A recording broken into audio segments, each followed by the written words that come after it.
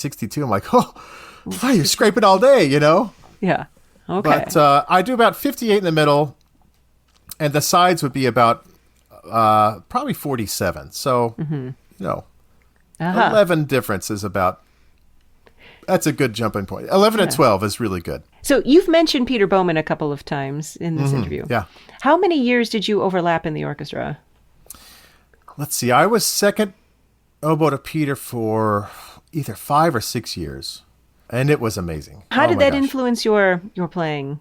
What was it like? Well, he was one of those guys who could play on any reed, and I haven't figured him out. I haven't figured out how he did what he did, even sitting next to him.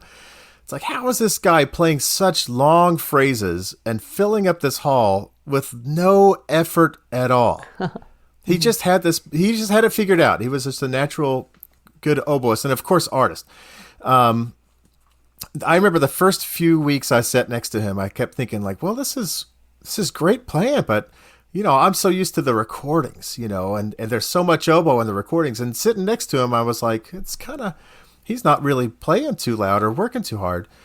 And I thought, well, I don't even know how that sounds getting out in the hall. But the first time I went out to the hall to listen, it was like Peter Boüin and the St. Louis Symphony. It was it was so present, and I was like, how does that work? There's a physics lesson in there somewhere about sound.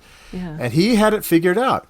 And, even now I'm going to tell a secret. He and I played Little Oboe this summer together, and he still sounds like him. And I was like, how do you do that? It just makes me angry, like I worked so hard.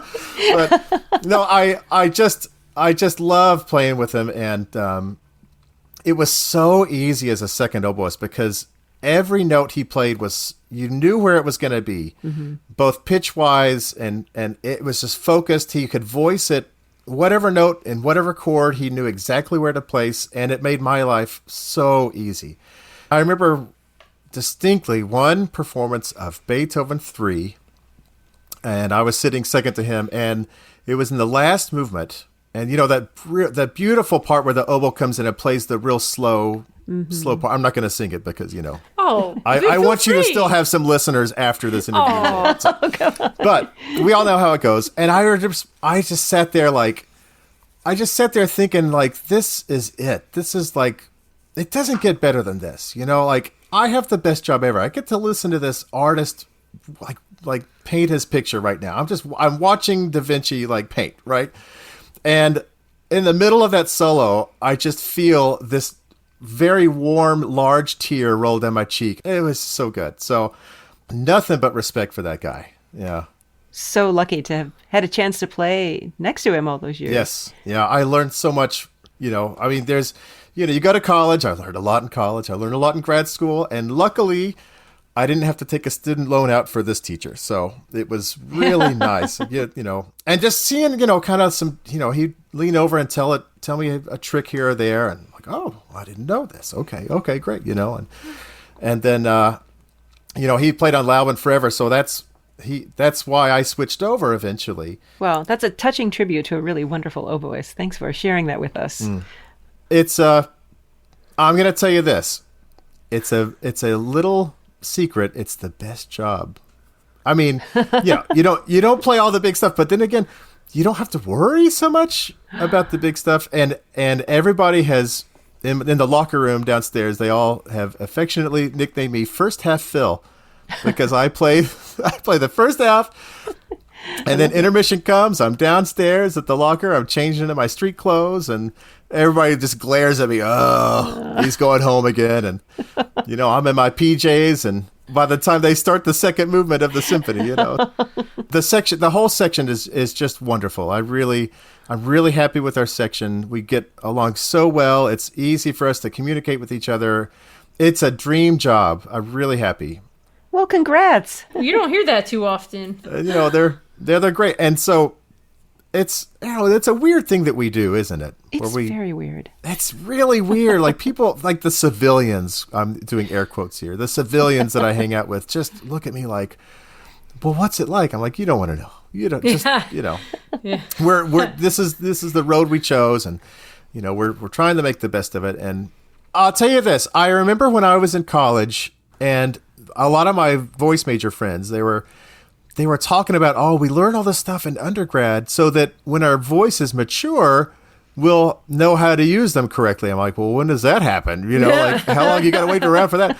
And I feel like the oboe in a lot of ways is the same. Like we don't have our voice quite yet in undergrad. Most of us. Yeah. I mean, some of us, it might be in our head, but it's really hard unless you're like that, top 1% or whatever or less that can actually get it through. And now there's glimpses of that. Let's hope, right? Hope and pray that some of us have that.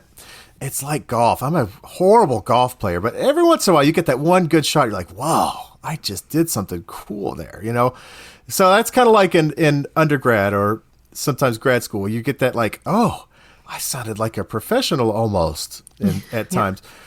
But then we eventually find our way to do things. So when we get these reed slumps, it's like, what's going on? I'm a pro. I've been doing this for a long time. What's going on?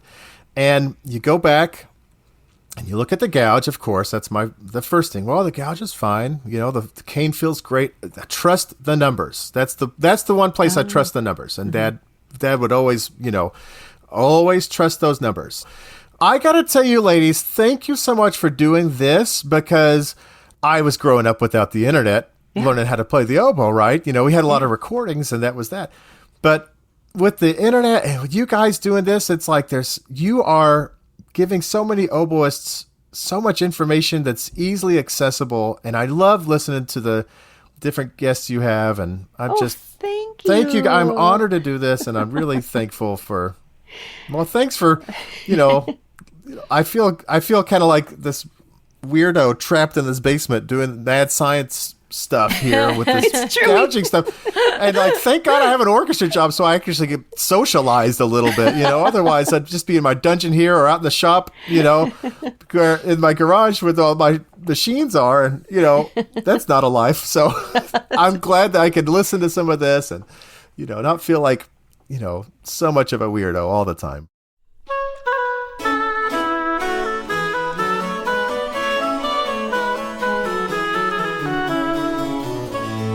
Thanks to all of you for listening. Follow us on Facebook and Instagram, and subscribe to our podcast so you never miss an episode. We'd love to hear from you. Send your read-making questions for our guests to readtalkpodcast@gmail.com. Sending good vibes from our read desk to yours. I'm Courtney Miller. And I'm Margaret Marco.